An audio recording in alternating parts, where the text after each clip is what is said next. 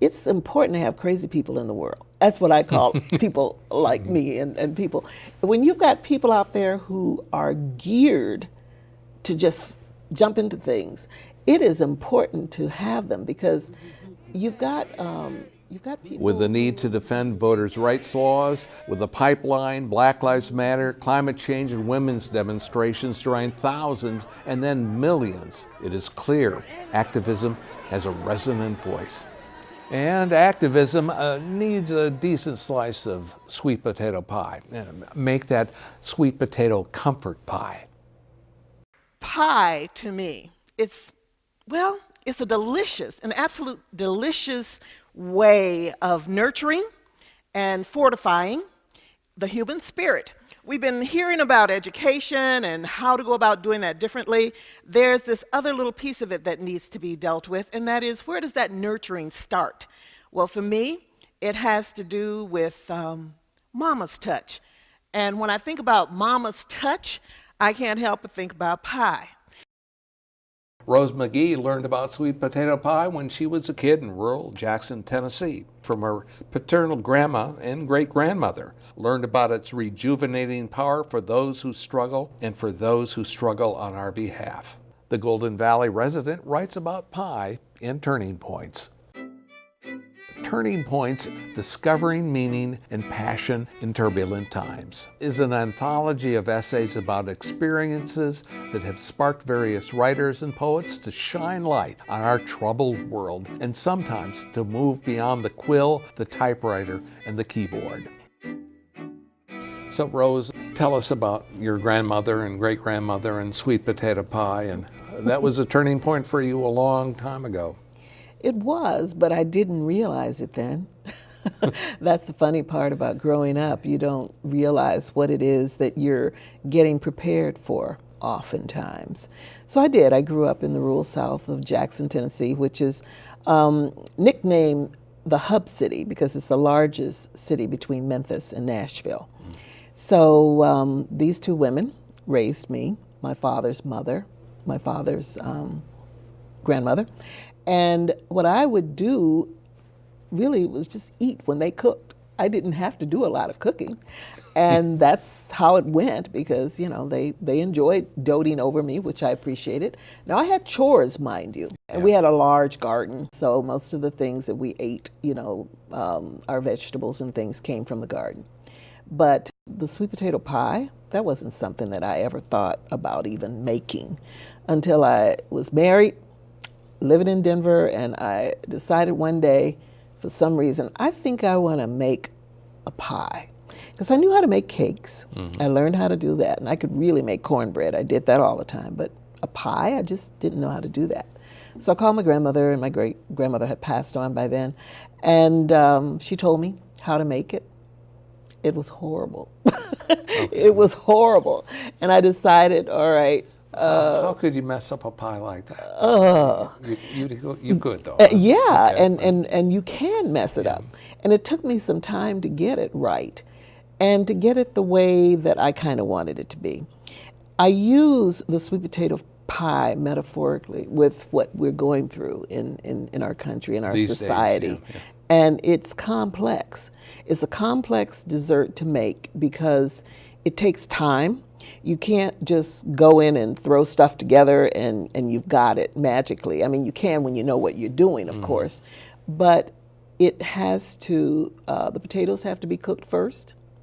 Then you've got to have the right ingredients. And then after it's cooked, it needs to set for a while so that it can firm up and have the right, consistency that you want it to have for the pie to make. What we've taken this little term, it's sort of like a call and response. I can walk into an audience and say, "Can nobody make a pie?" And they'll know, like my mother, because it's that way. And I know every culture has its own food, dessert, whatever it is that I'm they Norwegian, consider. and we have Jello. Sure. You know. Oh, I thought it was lefse. Well, that too. So anyway, and you know, the hot dish, all Sure. of that. But it wasn't until later on, as an adult, I started making pies, and taking them in, the office thing whenever there's potluck. and if people like what you make, then they'll ask you to always bring it. Sure. And I noticed that people were generally asking me to bring that sweet potato pie. And then I had a colleague one day said, we should start selling them, maybe the farmer's market or something. So went through that routine for a while, but that's very taxing on the body. I applaud people who are in the food industry because it's very laboring on you physically. So time is going by, and I started just, thinking about, why is this pie so important? And I picked up on how people responded when they would taste it and how they would act about it. Some people wouldn't come near it if they knew it was a sweet potato pie because they felt like they were cheating on somebody. Maybe it's the mother or the grandmother or somebody who was endearing, and they just wouldn't do it. But then on the other hand, there were people who would say, it's the best. It reminds me of my grandmother. It reminds me of. So here I am, just like many people were, sitting there watching television during Ferguson, what was going on in Ferguson, Missouri. And I was looking at the faces of people and seeing this look of desperation and hopelessness and thought, well, what can I do? And something said, go in the kitchen, make some pies. And that's what I did. And I loaded them up in my trunk and took off with them. Down to Ferguson, Missouri. Absolutely, down to Ferguson. And what I did was carry them and ask people if they would take the pie along the way. And they did. And I listened to the stories. And that's when I realized there's something here. So I came back to Minnesota, back to my home of Golden Valley, called my mayor, Shep Harris, and called some friends and said, we've got to do something. We're a first ring suburb to North Minneapolis. We could do some proactive things in order to kind of get people in the in conversation so that they can begin to know each other and recognize that yes, racism does here, and we're we hear it all the time how in denial folks can be. So that's what we did, and we ended up creating this Martin Luther King weekend event. In Golden In Valley? Golden Valley. Okay. And we call the pie the sweet potato comfort pie. So some very dear friends, including people not in Golden Valley, assisted pulling that off. We're able to get Calvary Lutheran Church to allow us to use their space. Incredible kitchen. So volunteers came in on that Saturday and made the pies. And that Sunday, people convened in circle to discuss these tough issues. And we made the number of pies that Dr. King's age would have been. So that first year we made 86 pies because he would have been 86 years old. And then people made these conversations and then decided, who would I like to gift a pie to and why? So pies went into the community. I remember a young girl who was a student at Perpich, and That's the Perpich. Perpich High School. High School for the Arts. Right there in Golden Valley. Yeah. And Sophie is her name.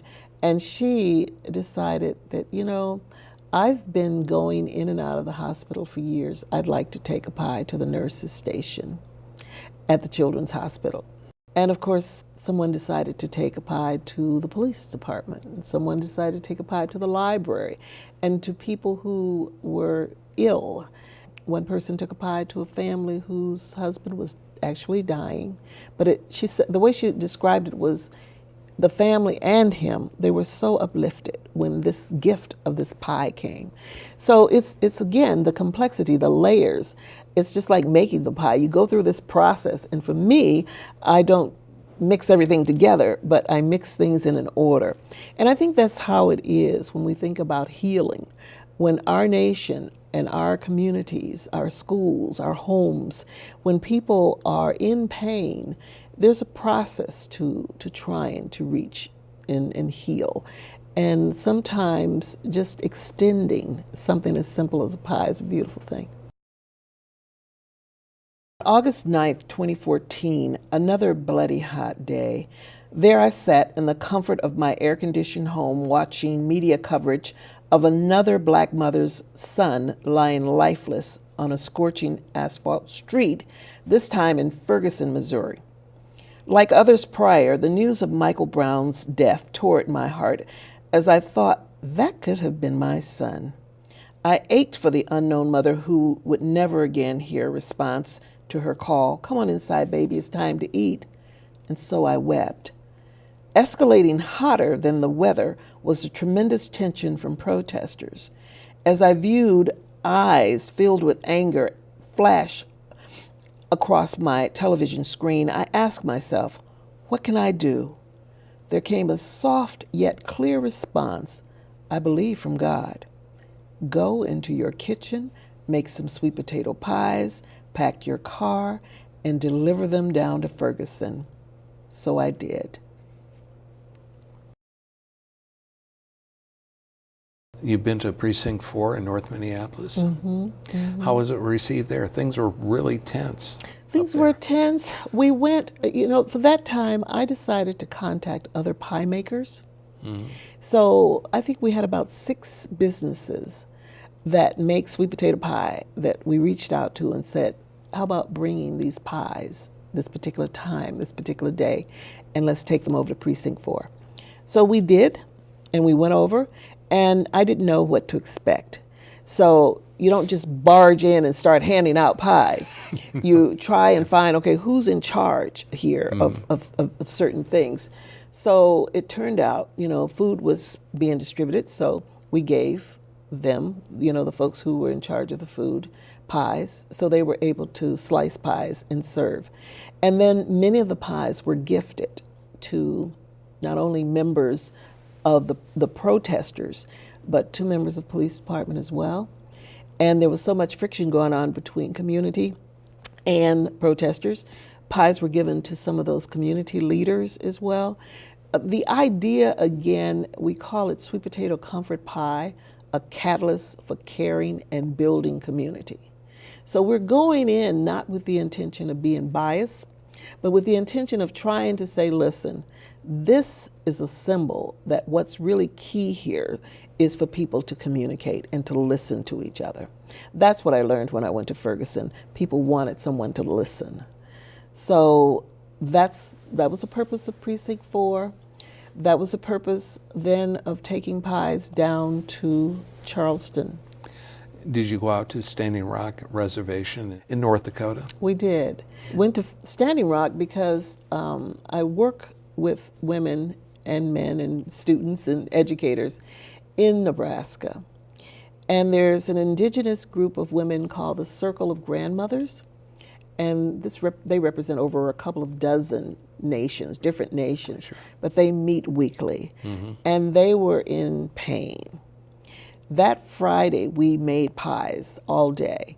And early Saturday morning, we drove 9 hours to Standing Rock to take the pies. And they knew who they wanted to make sure pies were delivered to and where once we arrived. So my role was not to be in charge of that. My role was simply to oversee them learning how to make the pies and to do the pies and get the pies packaged and to drive with them up there. And it was a very humbling experience. So the comfort pies are more than just a metaphor. They're actually working. Yeah. I tell you, summer of 2016 was a pretty rough one. We were preparing to take pies to Orlando. And right on the heels of Orlando, Baton Rouge happened. And then Philando Castile in Dallas, and then more Dallas and more Baton Rouge. And it was just so much going on. I had to just stop. And just stop for a moment. Let's see, what do we need to do? How can we respond? Where do we respond? So we did. We just sort of stopped for a moment in that way. If folks want to get in touch with you, how can they do that? We are very fortunate to have the Golden Valley Community Foundation serve as our fiscal agent. Okay. So certainly, by reaching the Golden Valley. Do they have a website? They do. Okay. Golden Valley Community Foundation. Okay. And I'm sure you have a Facebook page too? Yes, we do have a Facebook page, Sweet Potato Comfort Pie. Power to the inner suburbs. Well, what's up next for you? somewhat unpredictable. We just keep our eyes on the pie. I like that. Thanks for being with us. Thank you for having me.